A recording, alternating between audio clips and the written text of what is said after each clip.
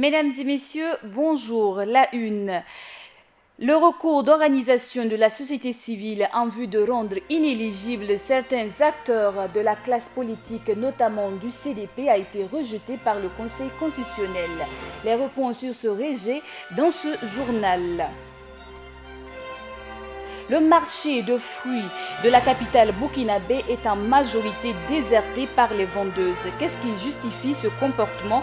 Les explications dans ce journal.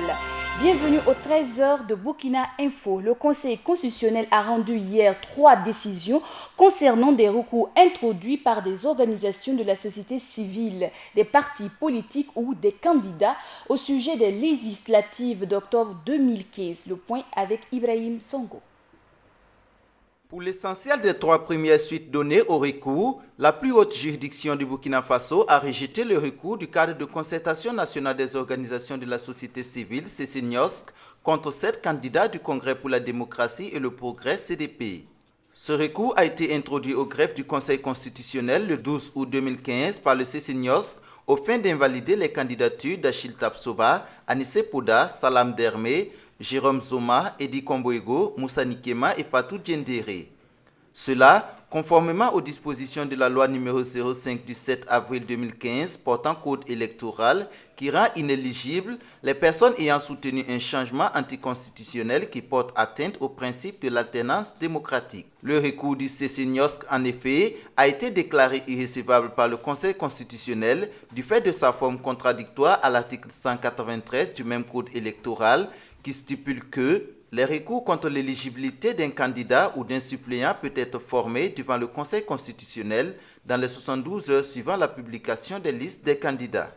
Pourtant, les listes des candidats aux législatives du 11 octobre prochain ont été publiées le 13 août à 0h45 par la Commission électorale nationale indépendante. Donc, 24 heures après l'introduction du recours du CCNIOSC devant le Conseil constitutionnel, d'où son irrecevabilité. L'instance judiciaire s'est également déclarée incompétente sur le recours de Moïse Sawadogo de l'ODT contre l'utilisation du récépissé querellé du parti pour le dépôt des listes de candidatures aux élections.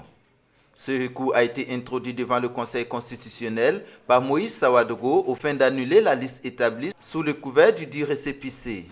Récépissé qui avait fait l'objet de poursuites judiciaires entre ce dernier et Mamoudou Sawadogo. Le Conseil constitutionnel a enfin pris acte du désistement de Ginette Fabienne Nonga pour son recours pour le retrait de son nom de la liste des candidats du RDEBF. Un autre sujet, celui relatif au dépôt de candidature pour l'élection présidentielle. L'alternative vraie existe, tels sont les mots d'Adama Kanazoui de l'AGIR au sorti du dépôt de sa candidature. Dans la même journée, il y a eu également le dépôt de candidature de Maître Benewinde Sankara, Hassan Nakro. À moins de 48 heures de la clôture des dépôts des dossiers pour le scrutin présidentiel du 11 octobre prochain, la liste ne cesse de s'allonger. Adama Kanazoui de l'Alliance des jeunes pour l'indépendance et la République Agir a déposé officiellement sa candidature. Le sentiment double qui nous anime en ce moment. D'une part, nous sommes satisfaits d'avoir donc répondu à l'attente des militants, satisfaits d'avoir finalement donné raison à tous ceux qui nous ont fait confiance depuis le début, à tous ces militants, tous ces camarades qui ont réussi en moins de 2 ans à faire en sorte que ce parti-là puisse présenter 21 listes aux législatives et à faire en sorte que ce parti puisse présenter un candidat pour les présidentielles. Un sentiment d'espoir, parce que enfin j'ai le sentiment que le peuple burkinabé a une nouvelle voix. Une voie qui lui permet de ne pas choisir forcément entre bonnet blanc et blanc bonnet. Enfin, l'alternative vraie existe. Elle sera menée par la jeunesse burkinabé. Elle sera menée par cette frange-là qui a lutté pour faire en sorte que 27 ans de démocratie, 27 ans de dictature de président Compaoré, on mette fin au jeu de cette jeunesse-là qui va s'assumer jusqu'au bout. L'UNIR PS de Maître Benewinde Stanislas Sankara a aussi respecté le rendez-vous du Conseil constitutionnel. Mandaté par le président du parti, le directeur de la campagne a accompli la mission avec ce récépissé de dépôt. Merci beaucoup. Vous avez compris que l'Union pour la Renaissance, le parti Sankara, c'est un parti qui vit. C'est également un parti qui a reçu la caution du peuple. La preuve est que vous voyez tous les militants qui sont là, mobilisés depuis une semaine pour ramener la justice au peuple burkinabé que certaines personnes ont voulu retirer. Notamment, je vais parler des recours que nous avons eu à faire. Aujourd'hui, nous avons été mandatés par l'Union pour la Renaissance, parti sankariste, de venir déposer la candidature à la magistrature suprême du président Sankara. Je vais parler du président Beneweni Stanislas Sankara. Nous venons de déposer, comme à notre habitude, nous avons déposé un dossier complet. Il faut noter que les candidatures ne cessent d'arriver et environ 17 dossiers ont été déjà enregistrés par le Conseil constitutionnel en attendant leur validation dans les jours à venir. C'est officiel, c'est aujourd'hui 21 août sous la houlette du président Kafando que le pacte de bonne conduite a été signé, et ce entre le Conseil supérieur de la communication, les médias, les OIC et les acteurs politiques. Doumadie Guel Rodrigue. Le but recherché à travers la signature de ce pacte est de faire en sorte que le discours électoral ne brise pas l'harmonie de l'unité nationale, que l'on ne se livre pas à des surenchères, à des diatribes, à des attaques personnelles, à une rhétorique qui aurait pour conséquence d'entraîner une fracture sociale. Vous comprendrez donc, Madame la Présidente, vous comprendrez donc pourquoi j'apprécie hautement que dans ce tournant décisif de l'histoire politique du Burkina Faso, que marqueront les futures élections, votre instance et vous-même fassiez le devoir d'encadrer les discours électoraux en veillant à la stricte application du pacte que nous venons de signer. Mesdames et messieurs, la campagne pour les élections législatives et présidentielles s'ouvrira le 19 septembre prochain. Je voudrais, dans le cadre du pacte de bonne conduite que nous venons de signer, mettre l'ensemble des acteurs politiques devant leurs responsabilités. Les inviter à la retenue dans les propos et les actes, au respect mutuel et à faire confiance au vaillant peuple burkinabé. Nous avons tous intérêt à tourner la page de la transition dans un climat d'apaisement et de sérénité.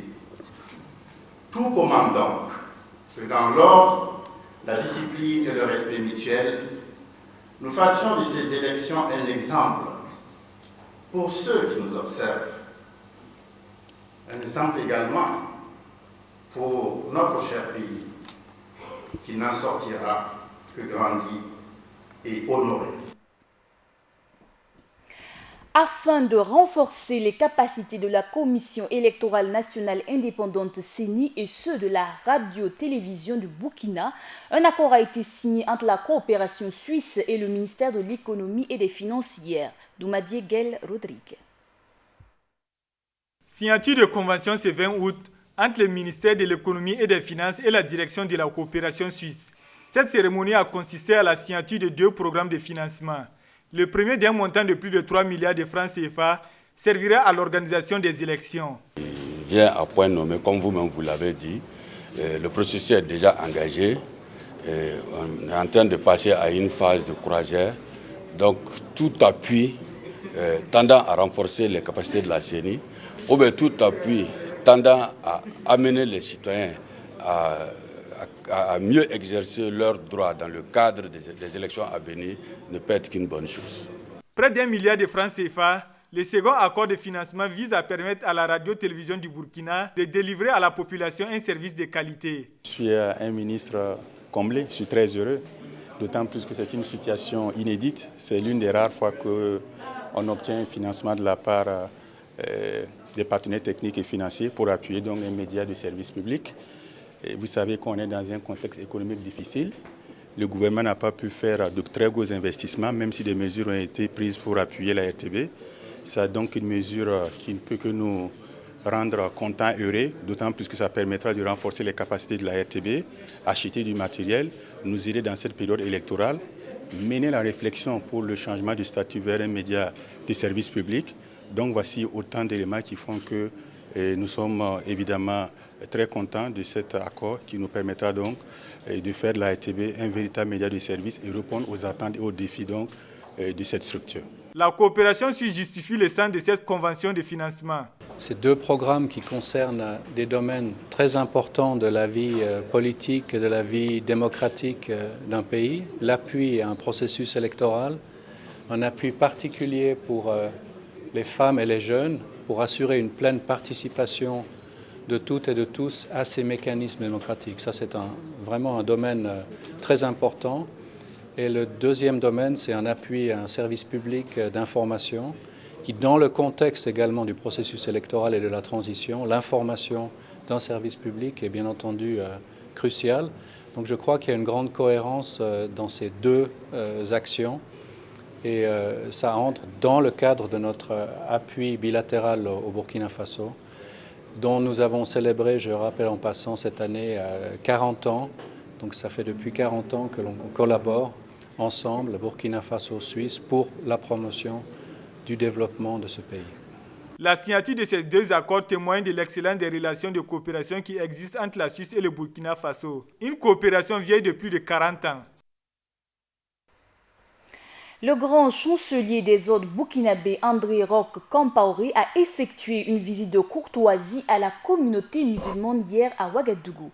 Il a été question de recueillir des bénédictions et d'établir une collaboration dans le cadre de la construction d'un Burkina Faso de paix et de cohésion sociale. Depuis sa nomination et sa prise de fonction au mois de juillet dernier, cette visite constitue pour le colonel à la retraite sa première sortie.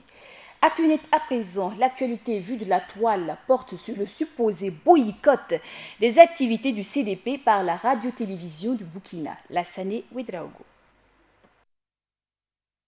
Législative 2015, le Conseil constitutionnel déclare irrecevable le recours des OSC contre des candidats du CDP, titre le portail d'information Bairi.com. Le Conseil constitutionnel a rendu 3 décisions concernant des recours introduits par des organisations de la société civile, des partis politiques ou des candidats au sujet des législatives d'octobre 2015.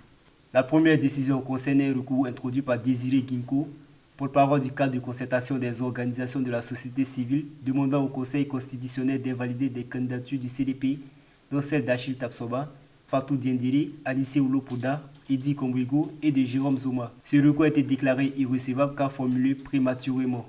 Le Conseil constitutionnel s'est dit incompétent sur le recours formulé par Moïse Sawadogo, président de l'Organisation pour la démocratie et le travail contre l'utilisation du récépissé Kéolé, numéro 2013-001084-MATS-SG-DGCEP du 30 septembre 2013. La troisième décision du Conseil concerne le recours introduit par Ginette Fabienne Noga pour le retrait de son nom de la liste nationale du Rassemblement des écologistes du Burkina, RDBF. Le Conseil constitutionnel lui en a donné acte.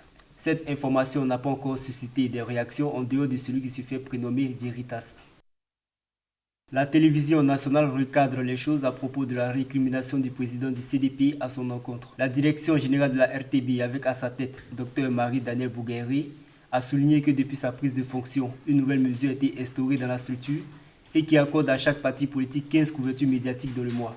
Sur ce, les formations politiques se devaient de fournir un calendrier mensuel de leur activité pour permettre à la RTB de s'organiser à l'avance. Daniel Bougueré pense donc que les grèves du CDP contre la RTB ne sont que diffamation et intoxication. Pour preuve, explique le directeur de la télévision Wezen Louis Oulon, du monitoring des reportages sur les activités des partis politiques, le CDP s'en sort avec une vingtaine de couvertures médiatiques sur ses activités depuis février. Mieux, le CDP est le parti le plus représenté à l'émission Controverse, soit 5 participations sur 15 émissions, contre 2 pour l'UPC et le Parent par exemple. Si le président du CDP est nostalgique des privilèges dont il a bénéficié pendant 27 ans, qu'il comprenne que cela n'est plus possible et qu'il doit se conformer aux règles de la République. On n'est pas venu pour aider quelqu'un à gagner ni empêcher quelqu'un à gagner, lance Daniel Bougueré. Si cette sortie de la direction générale de la télévision a été applaudie par les internautes, d'autres par contre y voient 2 poids 2 mesures. C'est du reste l'avis de Marie-Ange Nikeba. Elle écrit: on dirait que Dame Daniel Bougueré ne sait que casser du CDP. Sinon Salif Diallo, vice-président du MPP, s'en est pris vêtement à la RTB, proférant même des menaces contre la chaîne publique pour le mauvais traitement réservé aux activités. Je l'ai suivi à Tinkodougou en avril dernier, mais la puissante DG de la RTB n'est pas sortie de ses gonds pour dire quoi que ce soit. Ce n'est pas que j'aime particulièrement le parti déchu du pouvoir, mais il arrive souvent aux âmes sensibles de prendre de compassion pour le plus faible devant certaines injustices purement politiciennes. Adama Saou Siriba écrit: maintenant on a des gens là où il faut. Respect à toi, Madame la DG Daniel Bougueré. Dossier Karim Wade au Sénégal. La Cour suprême du Sénégal a rejeté hier tous les recours introduits par les avocats de Karim Wade et associés. De ce fait, la Cour valide la peine de 6 ans et l'amende de 138 milliards de francs CFA prononcée par la Cour de répression de l'enrichissement illicite créée contre l'ancien ministre et fils de l'ex-président Abdoulaye Wade. Pour rappel, Karim Wade était poursuivi pour détournement de deniers publics portant sur la somme de 178 millions d'euros par le biais des montages financiers. Comme indiqué à la une, le marché de fruits de Gounguin est déserté par les vendeuses au profit du goudron. Les explications dans ce reportage signé Viviane Bama.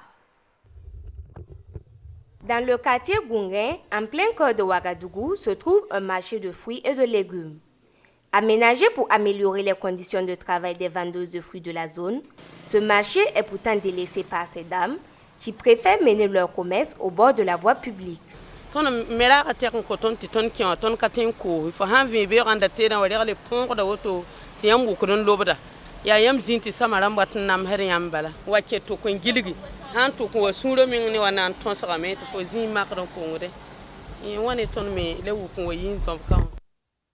Si pour certaines l'inoccupation de ce marché est due à la clientèle, pour d'autres cela est plutôt dû à un problème de place. C'est tout remonté que Dame Sawadgo nous explique son cas.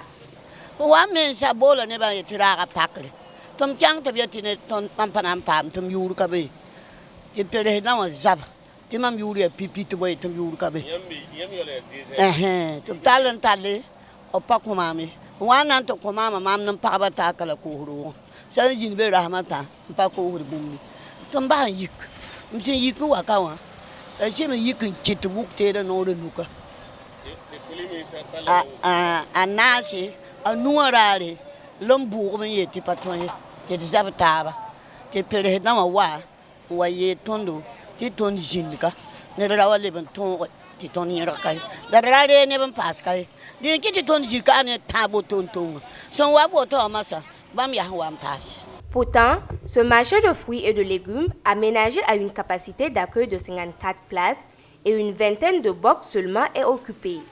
Les vendeuses restées sur place, elles se plaignent du marché.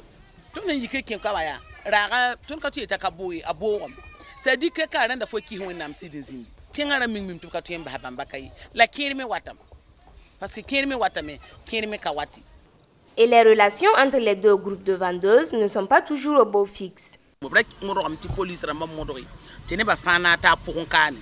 police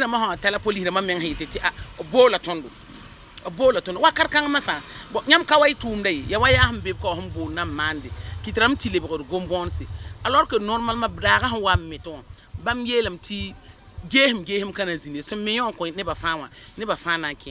mais si malgré toutes ces difficultés, Madame Kouala et les autres vendeuses de fruits tiennent à rester, c'est avant tout pour honorer la parole donnée au maire lors de l'inauguration.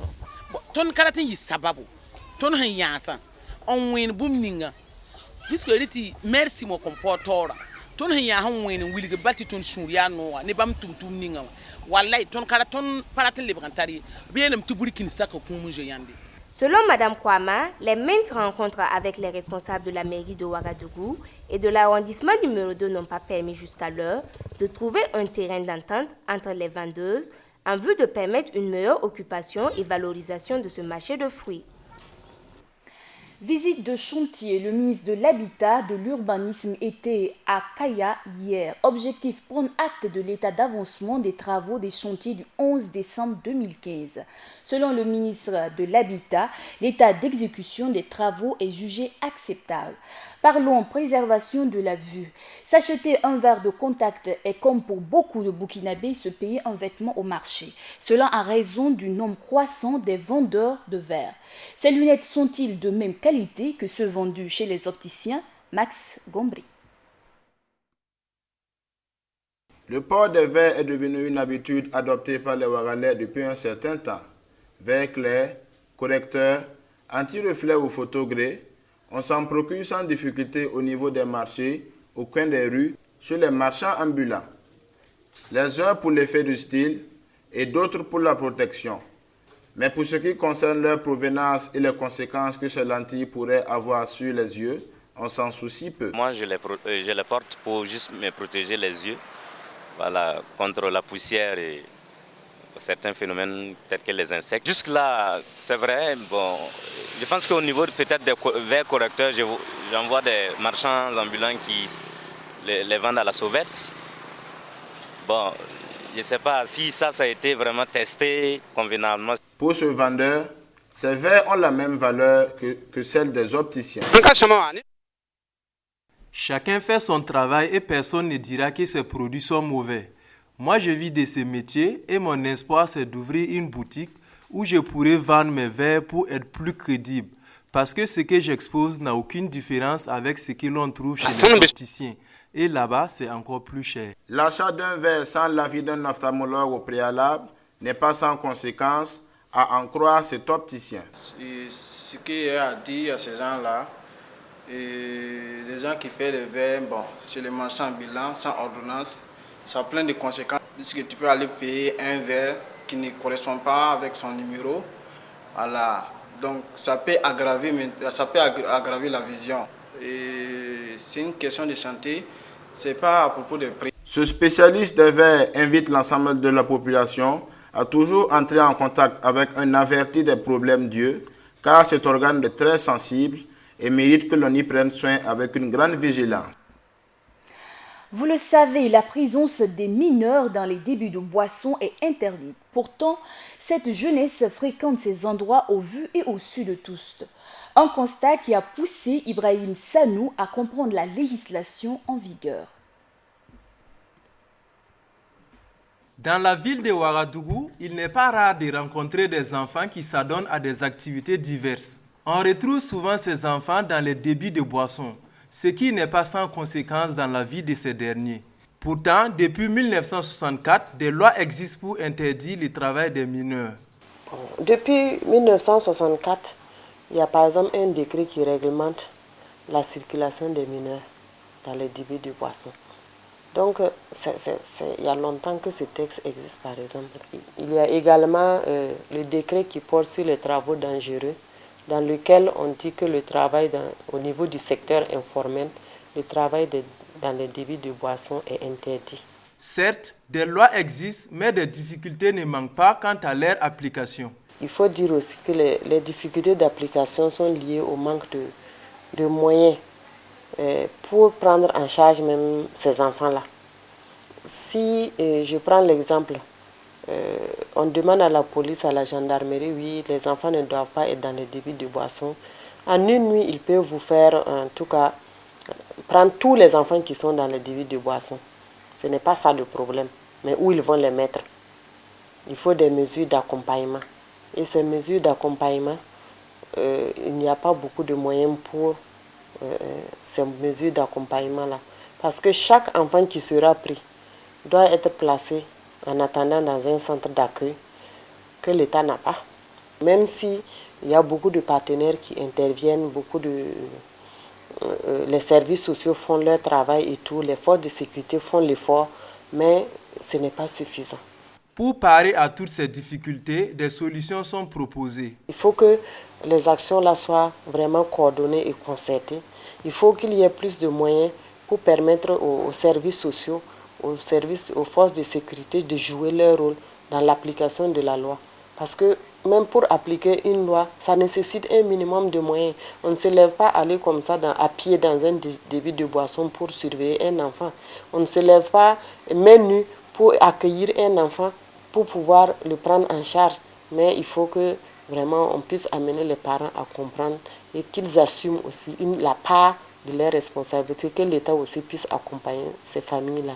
L'État a sa part de responsabilité dans la prolifération de ces phénomènes, mais il appartient aussi aux parents de jouer leur partition pour que l'abolition du travail des enfants soit une réalité au Burkina Faso. Hors de chez nous, en Côte d'Ivoire, Pascal Afin-Guisson, leader du Parti socialiste ivoirien, a officiellement déposé sa candidature. Il est le 10e candidat à s'inscrire sur les listes de la Commission électorale indépendante de Côte d'Ivoire. En rappel, Pascal Afin-Guisson était l'ancien Premier ministre de Laurent Gbagbo.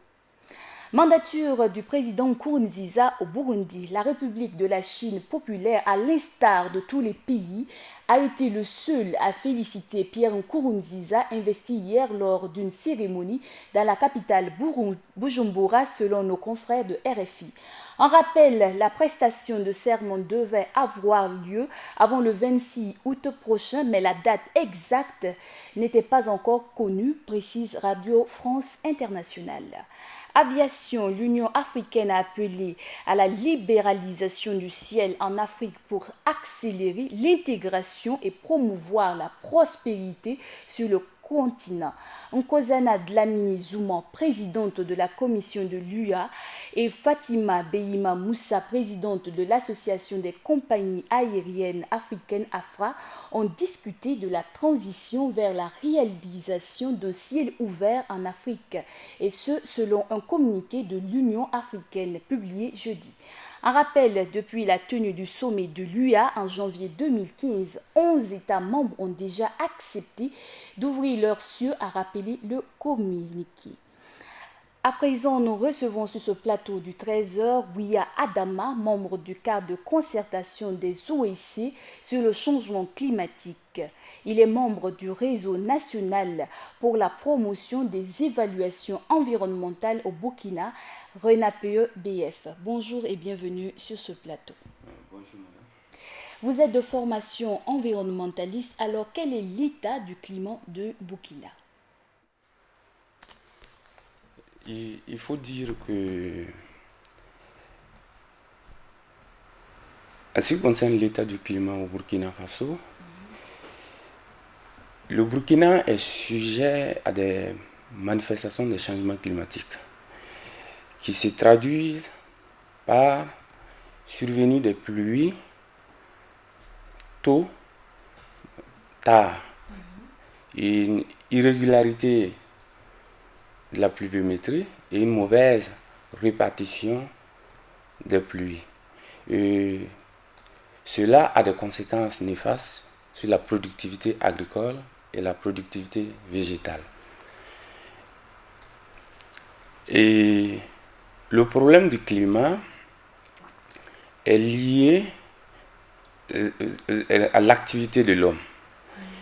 Et le monde les industries des pays du Nord, les industries de production d'énergie, le secteur de l'agroforesterie sont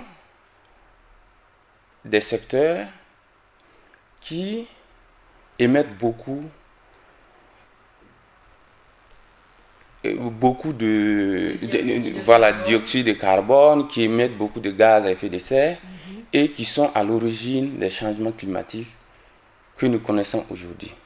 Et ce sont ces changements climatiques-là qui se manifestent au niveau du Burkina à travers des inondations, à travers la dégradation des terres, à travers la variation des températures que nous connaissons. Okay. En plus de tout ce que vous venez de dire à l'instant, il y a aussi l'impact des mines sur l'environnement, à savoir le cyanure qui est déversé à la suite du traitement de l'or. Alors, quelles sont les dispositions en général qui sont prises au niveau du Burkina et puis voir au niveau du RENAPE? Au niveau du Burkina, nous avons des entreprises industrielles. Ces entreprises industrielles, avant de s'installer, ont pour obligation de réaliser une étude d'impact environnemental et social. Et dans le cadre de la mise en œuvre des recommandations formulées dans cette étude, la gestion des cyanures doit être faite de manière à protéger l'environnement, de manière à protéger la santé, la sécurité des travailleurs et de manière aussi à protéger les riverains des sites miniers. On le sait, le code, il y a eu un nouveau code qui a été paraphé au niveau du Conseil national de la transition, à savoir que l'on doit redistribuer 1% des revenus de ces sociétés-là aux populations. Mais malheureusement, on a l'impression que ces industries, voire les exploitants artisanaux, ne jouent pas leur rôle de responsabilité sociétale.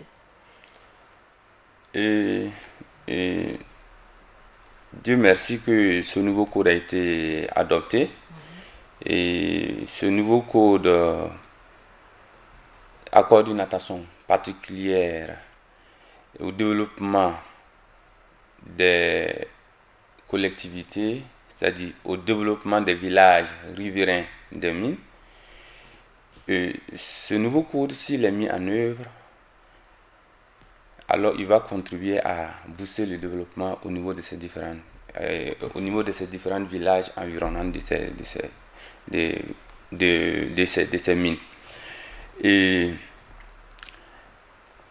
le problème, avant l'adoption de ce nouveau code, même actuellement, ce code a été adopté, mais il n'est pas mis en œuvre.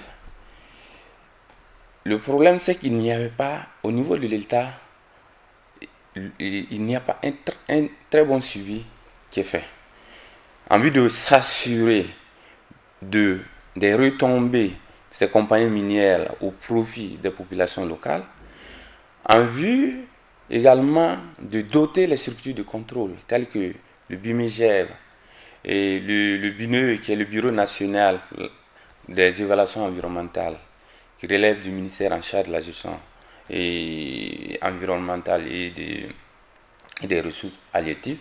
Ces différentes structures de l'État n'ont pas de mesures, ne sont pas dotées en équipement, en moyens matériels nécessaires et en moyens financiers en vue d'effectuer des déplacements et en vue également d'assurer des vérifications nécessaires sur le terrain. Et il faut également dire que le secteur minier, c'est un secteur qui est nouveau au Burkina. Et certes, le Burkina Faso a connu une mine, la mine de Poura, mais les mines, et à partir de 2005-2006, que le Burkina a commencé à connaître l'arrivée d'un bon nombre de Vous parlez à l'instant de plusieurs insuffisances quant au suivi même de l'application de ce nouveau code. Alors, quelles sont les mesures que vous prenez au niveau du RENAPE pour encadrer ce domaine-là, pour préserver l'environnement? En fait, ce que je dis, il ne s'agit pas du nouveau code, il s'agit de l'ancien code. Le nouveau code vient d'être adopté. Ce sont des insuffisances au niveau institutionnel et organisationnel. Mais il y a aussi des insuffisances au niveau local, c'est-à-dire les maires et les élus des collectivités autour de ces industries minières-là ne sont pas dotés de moyens suffisants pour également assurer le suivi. Alors que faire? Alors, que faut-il faire? Il va falloir renforcer les capacités de ces structures-là. Il va falloir également porter l'information auprès de la presse. Il va falloir renforcer la capacité des organisations de la société civile. Il va falloir informer, conscientiser la population afin qu'elle puisse d'abord connaître, savoir qu'il existe un certain nombre de recommandations qui ont été formulées dans les PGE, les plans de gestion environnementale et sociale, qu'au niveau des textes législatifs et réglementaires, il y a un certain nombre de dispositions qui sont favorables, en fait des dispositions qui ont été prises pour améliorer le bien-être. Lorsque les gens ne connaissent pas ça, les gens ne connaissent pas, savent pas qu'il y a un certain nombre de dispositions qui existent, il y a un certain nombre d'instruments, de mécanismes qui existent, ne connaissent même pas leurs droits, alors ils ne peuvent même pas aller auprès de la mine pour revendiquer. Voilà. Et là, Dieu merci, dans ces dernières années, et la société civile est en train de jouer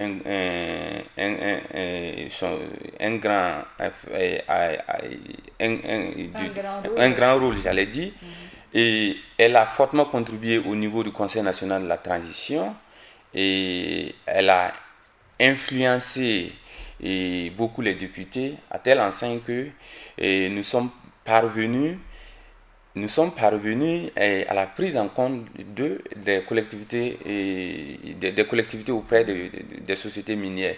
À telle enseigne également que les questions de contrôle, d'audit des compagnies minières puissent être prises en compte. D'accord. Parlant d'environnement, il y aura en fin décembre la tenue de la 21e conférence sur le climat. Vous avez au niveau du cadre des OSC sur le changement du climat adressé une lettre ouverte au président du FASO. Alors quelles sont les recommandations que vous faites au président du FASO afin qu'il soit votre porte-voix pour peser de tout son poids quant aux prises de décision? Il faut dire que les conclusions des travaux du groupe d'experts intergouvernemental sur l'évolution du climat sont une certitude. Une certitude est que le scénario de l'inaction aurait des conséquences catastrophiques sur l'humanité tout entière si rien n'est fait. La question du climat est devenue une question cruciale pour toutes les nations, en particulier les pays en voie de développement, notamment le Burkina Faso. Je lui disais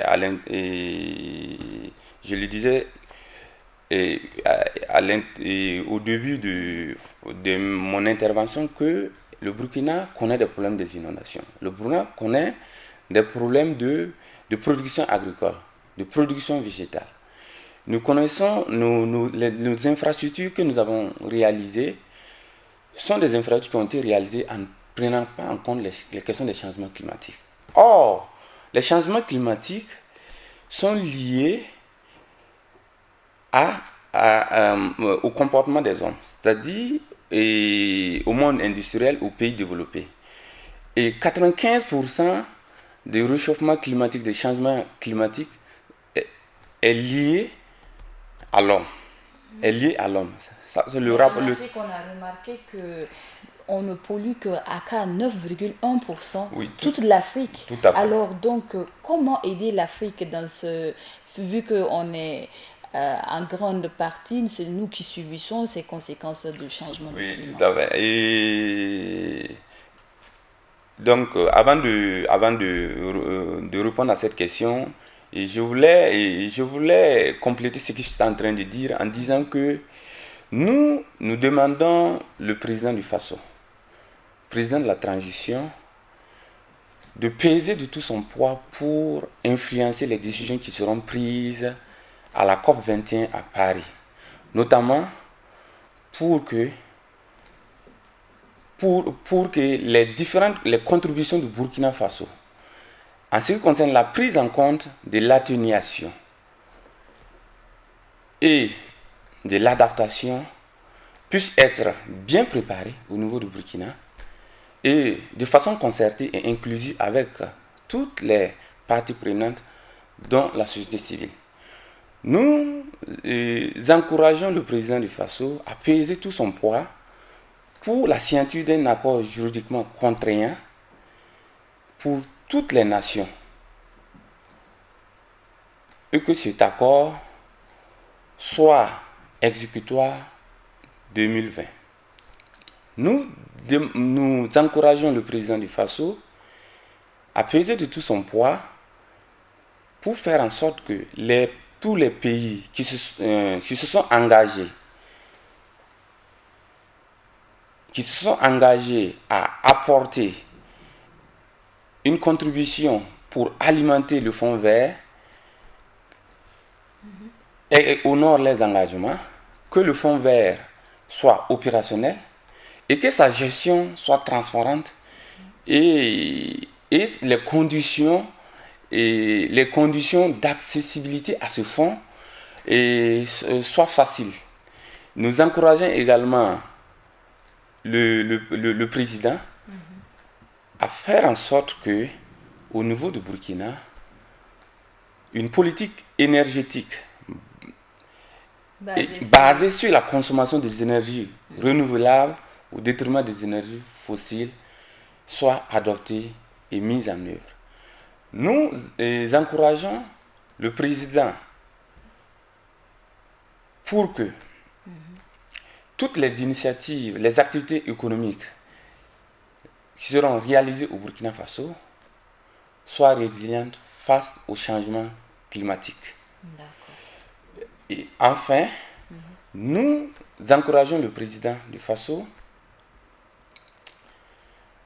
à faire en sorte que toutes les activités économiques puissent intégrer l'adaptation et l'atténuation. Le président du Faso a fait un plaidoyer pour le Burkina quant à l'intégration d'une politique qui tienne compte des nouvelles énergies renouvelables. Tout à fait. D'accord. Merci. Merci à vous. C'est tout pour cet entretien avec Adama Ouya, qui est membre du cadre de concertation des OSC sur le changement climatique. Entretien qui met fin au journal du 13h sur la chaîne Burkina Info. À tous ceux qui nous suivent à Gorom et partout ailleurs dans les 45 provinces du Burkina, à la Ruko-On et à Wakati.